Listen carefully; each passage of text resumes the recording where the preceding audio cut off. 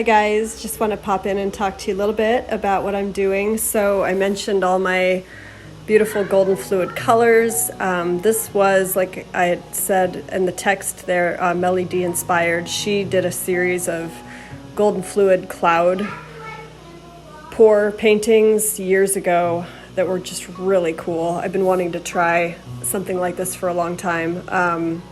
So it's all golden fluid and GAC, and golden fluid products work really nicely with each other. So I'm going to link some of those original videos of hers in my description. If you haven't seen them, they are epic. Basically, like, kind of trailblazing the path of fluid art back in the day. So if you're subscribed to me, you should definitely be subscribed to her.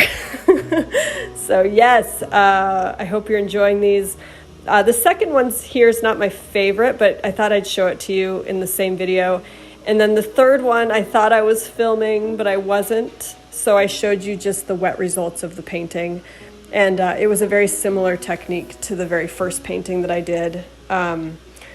So anyways, have a very beautiful day, and thank you for being with me. Bye.